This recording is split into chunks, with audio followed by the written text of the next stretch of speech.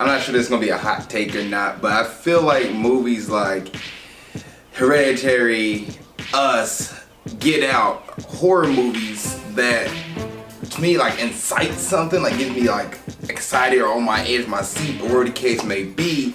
I feel like those movies are top tier. Like I feel like those are top tier movies. When people say like, oh, you gotta watch a horror movie, they say like, you gotta watch Hereditary or watch Get Out or watch Us. Like I feel like those movies are up there. The movie The Vigil came out in 2019, but then got released in 2021 in America, in February in America. To me, didn't excite any emotion. I kind of just felt dead watching the movie. And on this episode of Movie Breakdowns, I'm gonna give you guys my honest opinions and review on the movie The Vigil from 2019 when it got released, 2020, 2021. What's up, world? Welcome to another episode of Movie Breakdowns. I'm your host, Ali Zakka.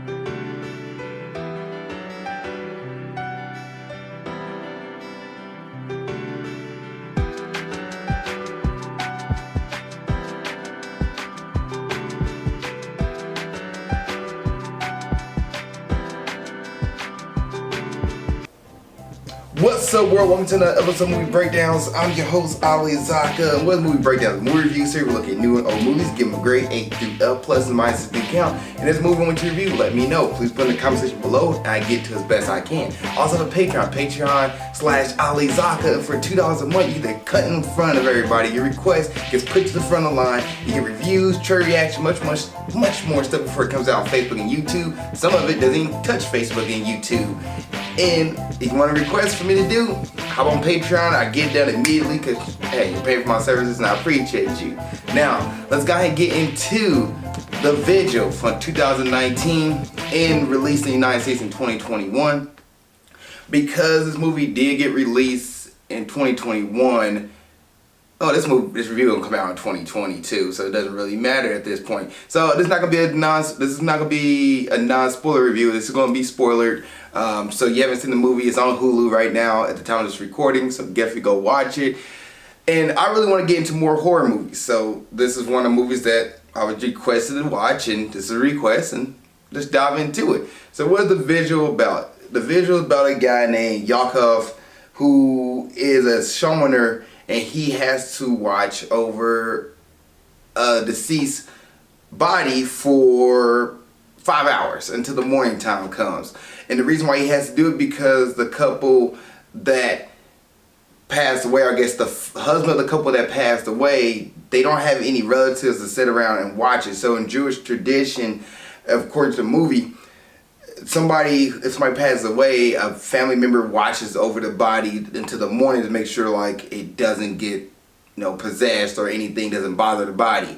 So if you don't have anybody who can do this, you get a showrunner who comes and watch over the body. I believe I have that right. Sorry if I mess up the actual religious aspect of it. But Yakov becomes a showrunner. He has to watch over this body for the night. And as he's watching over the body, things get weird. Paranormal activity stuff happens to him, and he has to really much face a demonic entity in himself to survive through the night. That is The Vigil. And for the most part, my first thoughts on this movie,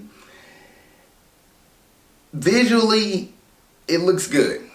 It has all the things set up where you're like looking over your shoulders, whether or not the things in the background are going to come out and attack somebody. You're looking for the little eerie things that like, okay, something just moved, or something just popped up, or something just slipped away. It has all the scary aspects and things you look for in a horror movie. And on top of that, you also get, the whole trope of a door just open up and you go down to the basement. Let's get the expedition dump of what's going on and why this thing is appearing here.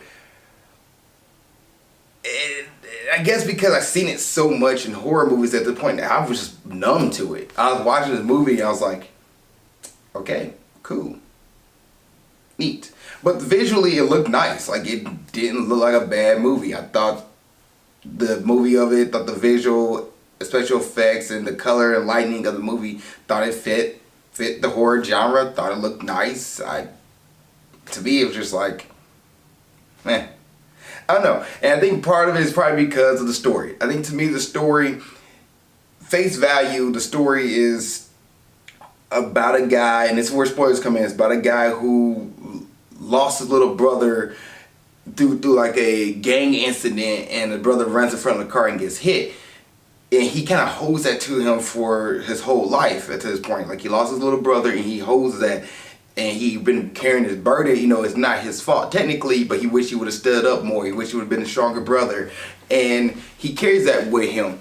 Well, this demonic entity, it latches onto people who have sign of weakness, who are questioning themselves, who are not sure of themselves. Well, when Yakov becomes a summoner, he come across this demon who lost the guy he was haunting his whole life. The dude passed away, so he's like, oh look, Yakov's here, I'm going to attach myself to Yakov. And you're like, well, he could just leave the apartment, right? And I like how the movie does this. He does try to leave the apartment, but the further he got away from the demon just pretty much broke his bones, and the spell or curse he put on him broke his bones, where Yakov had to like return back to the house, be like, I can't leave because the further I get away from it, the more my body breaks down. But when I come back, my body heals itself. He's like, that's messed up. And I thought that was kind of neat. That actually intrigued me.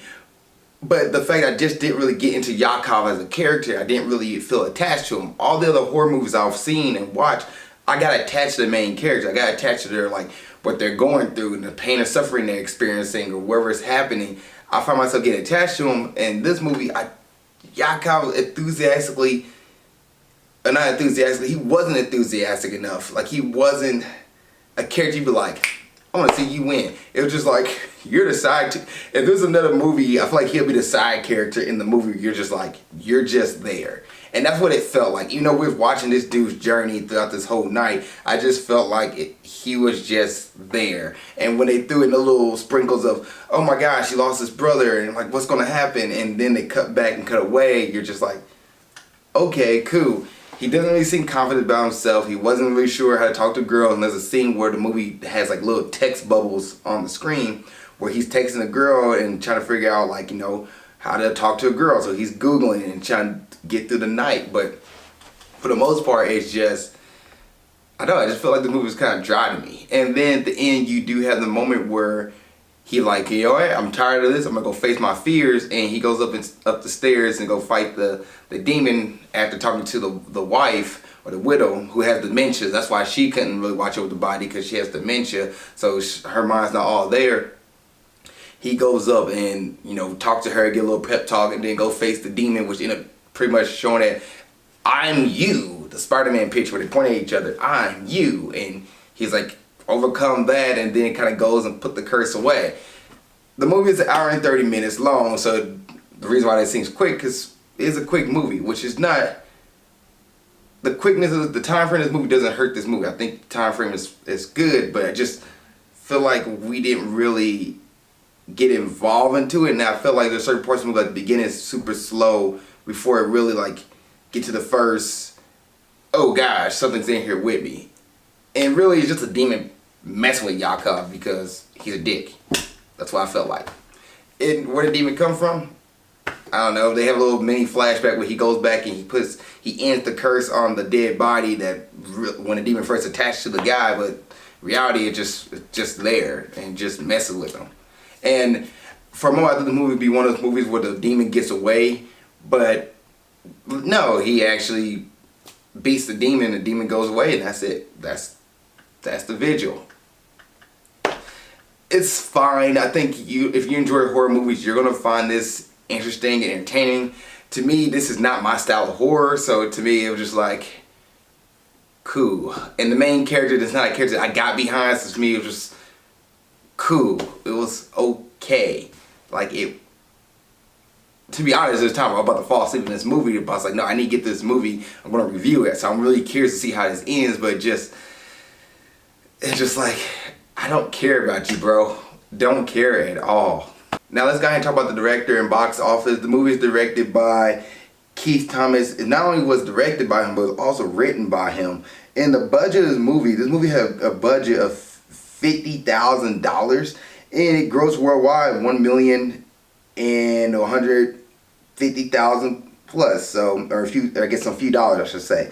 So they made their money back. Like the dude Keith Thomas made this movie. It's a low budget movie, and generally for the most part, the settings of the movie is in one spot. It's in an apartment building, and like I want to say New York or in the East Coast, but it's in an apartment building, and I think for the most part, like the setting is fine for a horror movie to happen in one place for 5 hours, which most movies you don't hear about. That usually happens over a day or a few days. Just 5 hours, all this movie took, and I think that is completely fine.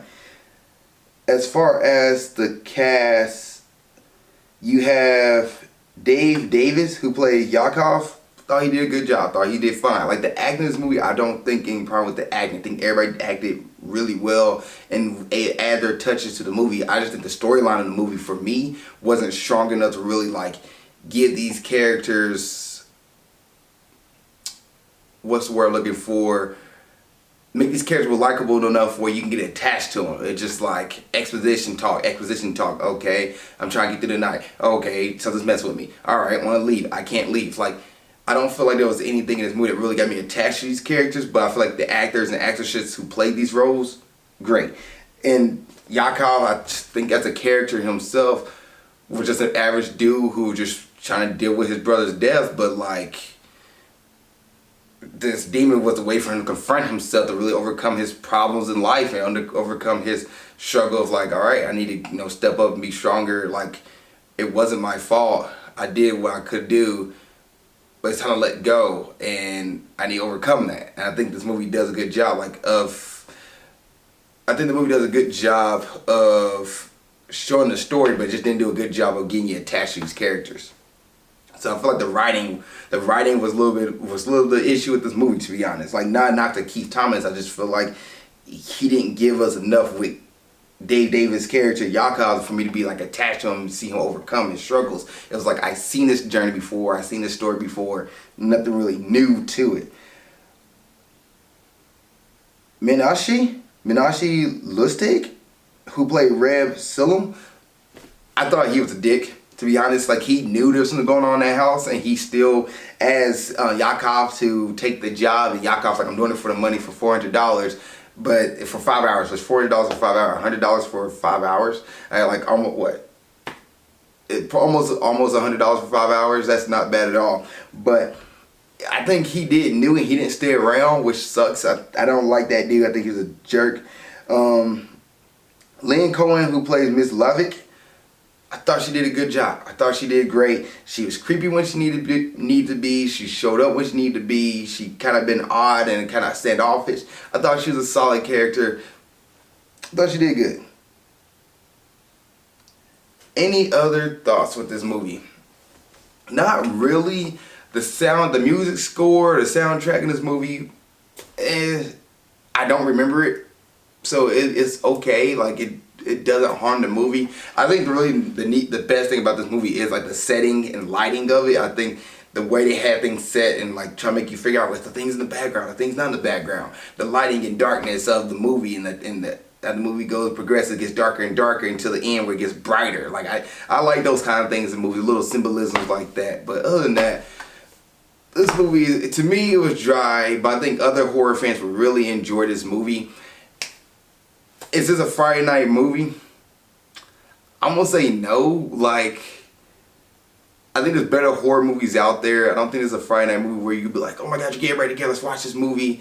But if a movie you're into horror that I think you'll watch, yeah, I think you're into horror, you think you'll enjoy this movie, but it's not the best thing out there to me. Grading time. I'm gonna grade the movie The Vigil from 2019 and then released in 2021.